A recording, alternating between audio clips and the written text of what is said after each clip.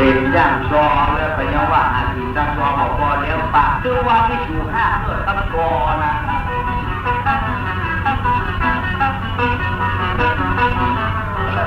นายมองเป็นตาข้อนอกในเล่นไพ่โดยลดภาษานะคนดีงอนมันอย่ามองอย่าเป็นลูกเลยที่แม่บัวตอนก็จะมีผู้ออกอย่าลองไปสั่งหน่อยจะนั้นก็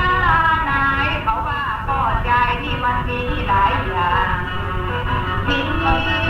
แน่นอนที่น้อยต้องให้เฉลิมพลนี่ถูกกระตา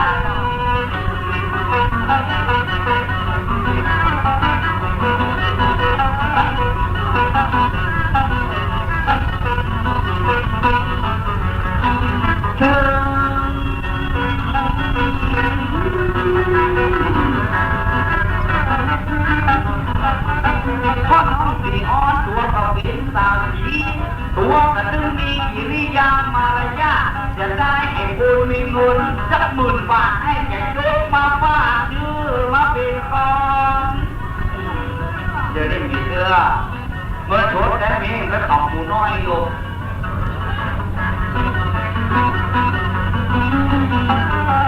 เจ้าเฮ้ยสีอ่อนน้องก็เป็นสาวสีข้อว่าตัวกระตึงมีกิริยามารยาทจะได้ให้เธอบุญมีเงินสัก10,000 บาทให้แก่ลูกมาฝากซื้อไปนอนตัวเอง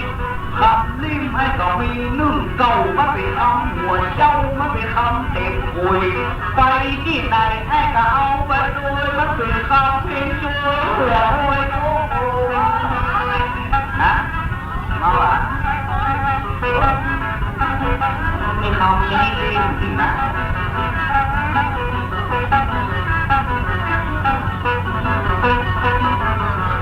ปีหกนี่ก็จะน้ำเดือนใดจะได้แม่เชื่อลายแล้วออกมาขี่ห้องโอ้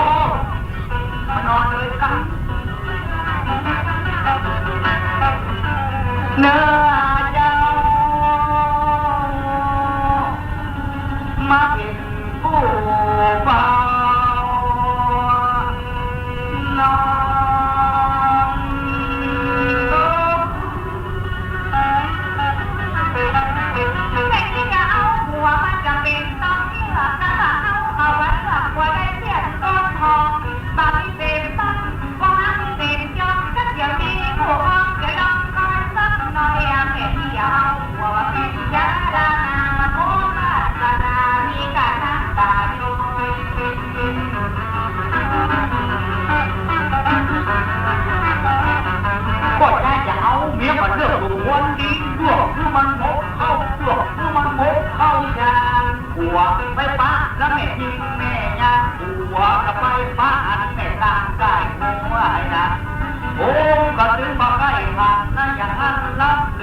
วงนมันจะมั่วหัวใจไปป่าแม่กาได้หัวมันแต่ไม่หัวโอนกันเมืองนะหัวบรรยากาศอยู่บ้านต่ำช่วงลูกเดียวเขาจะลองได้เลือกคือมันมดเขาเลือกคือมันมดเข้าจานหัวไปป้าใส่แม่ยิงแม่ยังพ่อคือแม่เดือนไหลดังหัวเป็นหัวกุ้ยเมียเป็นที่ดี10 ปี20 ปีเงินก็ลืมละบาทอี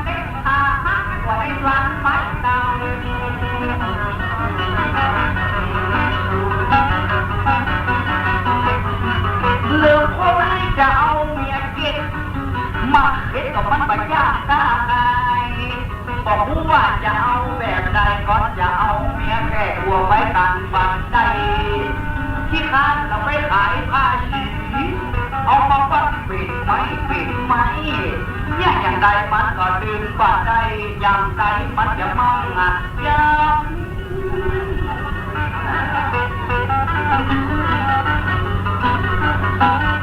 จะเอาหัวจริงก็จะเอาเมียเจ็ดมันก็จ้างมาเฮ็ดขายของก็ไว้ขี้ข้างก็เป็นนับกับให้ลูกก็ยายให้คนมาจ้างกูมาเอาหัวนอกจะเอาหัวคนไทยจะเอาเมียคนไทยอะไรทำไมไม่รู้บ่ไหวนะก็น่าจะชอบอยู่หัวคนไทยเขาแบบมันชอบเจ็บกับคนก็หัวเจ็บกันแล้วมันจังกาไอ้คิดแม่ก็พอตั้งหน้าไหลก็อันนี้ก็บ่ไหวเปิ้นมาไว้ไก่จ้าหัวใจเราคนเดียววิกันกับผู้กับยาที่นอนเขาดาหัวไปรับบ่าพอคิดนานก็บอกว่าไว้ใจเนี่ยอันนี้มันออกจากรับ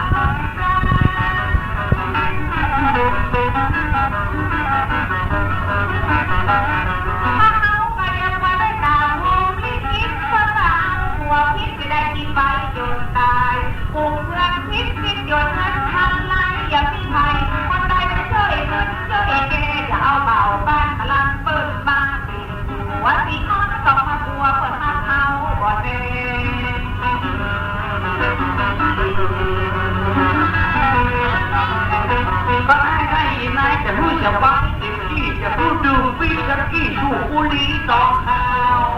ฟังหนึ่งแอปคาราบาวเสียเชื่อเป็นเงาเสียเดี่ยวชมวัดจอมดินอย่างซุปเปอร์แพนนาฬิกาใจแทนใจที่ห่อเช่นกัน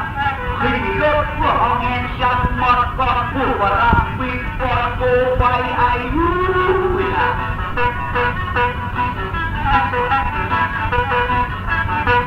อย่างซุปเปอร์แมนแหวกเดินใช้เกี่ยวในแอปเปิลมายัดยิ้วเป็นโลได้รถสปอร์ตเห็นยอดโมโนชื่อรถโตโยโหราคาชีฟอกดาวันแรงนะแต่ใจเล่าตาจีจะเอาโดนน้ำฮะก็ให้เขาปั้นน้ำมันอย่างอ้อสลายไม่พูดแล้วอ่ะสลายนะฮะน้ำมันอย่างสลายหมกดาวไม่ได้จะใช้เท่าไหร่อ่ะโคสลายนั่นแหละค่ะเราโยนน้ำก๋วยเตี๋ยวมันใช่ก๋วยเตี๋ยวสลายเลยเสร็จแล้วตาจีจะเอาจุดน้ำตาไม่ใช่ฮะโอ้มันฉลนฉลามมาตรงนี้เอาได้เอาไหมครับ ไปทางใดนี่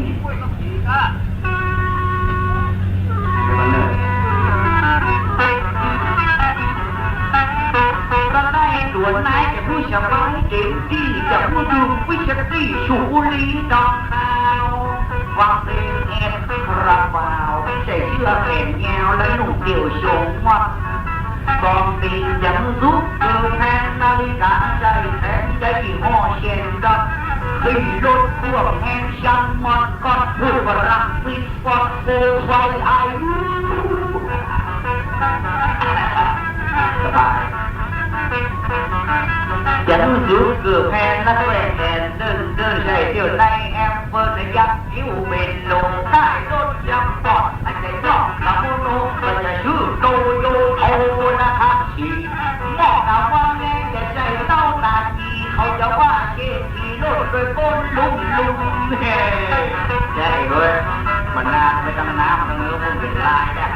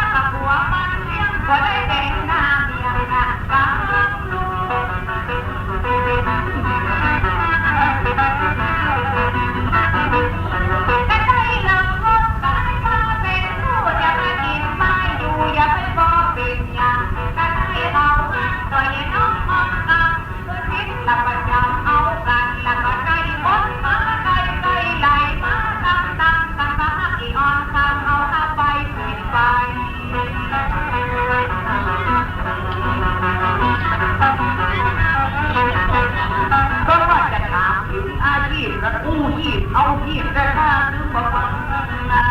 อยู่มาถึงมือถึงวันนะเรื่องคำว่าจะแก่จะเข้าว่าให้มีอาชีพตั้งกองวันใหญ่แน่นอนดึงเมื่อเด็กเมื่อเยาว์บอกมองมาจองคนหนุ่มคนเท่าในอีกเดี๋ยวเราโดนหาแล้วก็เชื่อเอาไว้ฝากคุณดูฝากธนาคารคุณก็ได้ตัวนายมาเป็นแฟนหอมฮับอย่าเอาใจที่ฮับอย่าเอาใจซับคำให้จะฟัดแทนแฝงที่ขัดเกยใจต่ำและไอ้จะอยากเอาไปไว้กันในห้องแต่ส่วนตู้กันตั้งนอกไอ้จะต้องดอกของเขาจนติดหลักกรรมมาจำเหมือนฟ้า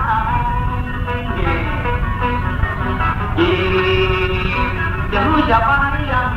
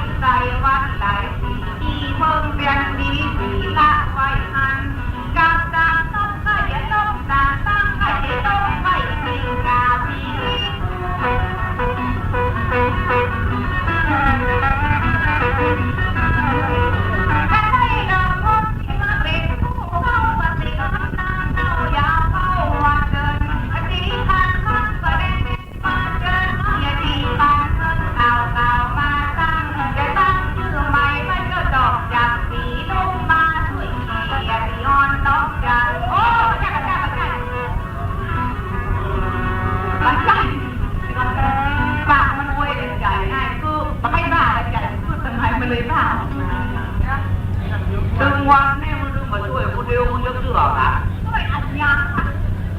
กูมึงยืดใจนะไปช่วยอันยังก็ช่วยคนเดียวกันได้เป็นชื่อใหม่ว่าเจ้าดอกจำปีลูกมาช่วยว่าเอาอย่างมันไปจับไอ้มาช่วยไปไหนกูนั่นเนี่ยอ๋อบอกเคยช่วยลูกหายวะเปิดหน้าลูกมันเนอะจะดอกจำปีอ่ะลูกมันเก็บวีโต๊ะกันล่างแต่เจ้าอยากจะเงาตายหูเนาะเงาได้หัวดึงเงาได้วะโอเคหูมันเป็นดีนั่นฮะรอมาหลายวันก็นั่งลงหูช่างปีแม่ไม่เติมน้ำมันไปเลยวะบอกเราปีนเป็นลายไม่ยุ่งรักหางก็มั้งแต่เดี๋ยวว่ามันต้องช่วยมันเดี๋ยวไม่เหนื่อยนะ ใจพ่อมันดีไอ้แม่เขาจะมีเปล่าอ่ะโอ้โหล่ะมันความเพี้ยน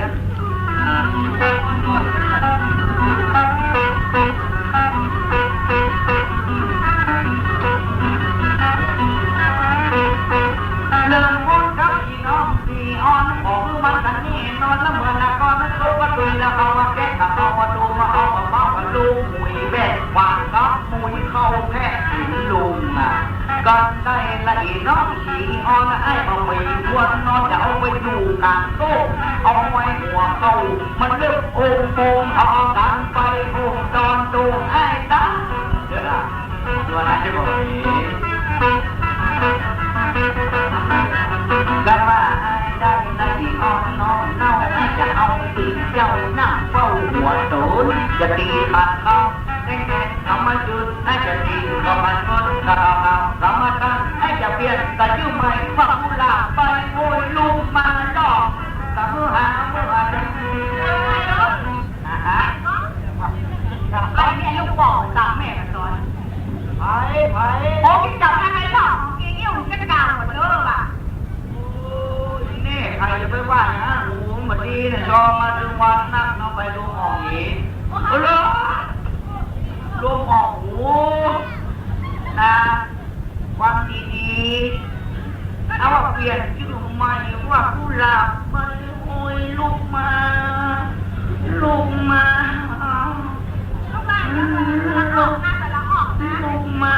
บอกโอ้ยช่วยกันเมื่อเจ้าโอ้ยบ้านนาเป็ดโอ้ยนั้นลูกก็ชาบ่ะลูกมาบอกโอ้ย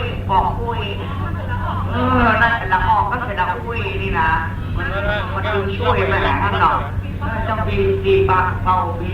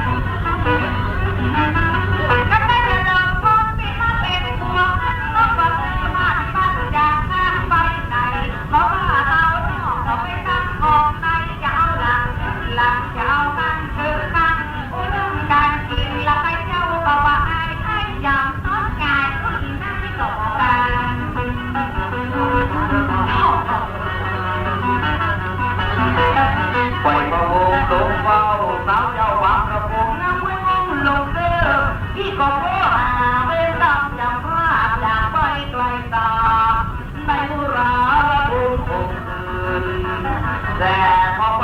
ถึงตัวเมื่อมีน้องหัวคนอื่น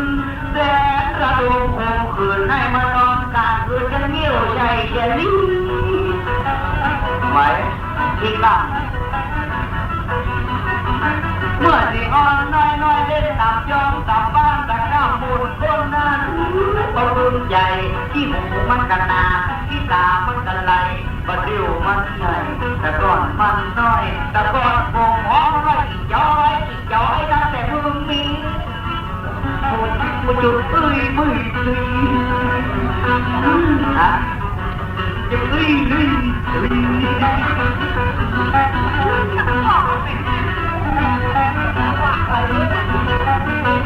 มื่อไรนอนกันที่อ้อนน้อยก็พอองค์ก็น้อยว่าทีลาก็ต้องสีอ้อยคนมี40 ดังไปหันไหนมันไหล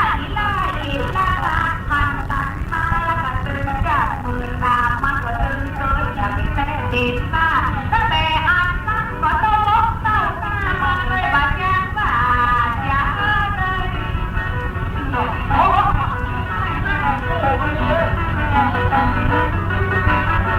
เมื่อแต่ก่อนก็มีอ้อนน้อยไอ้หาสีน้อยใส่ลาบางกองมาสีอ้อนไอ้คนที่40 ดังมันไม่หันใส่ลาเมื่อแต่ก่อนใส่จอยตั้งที่มันมี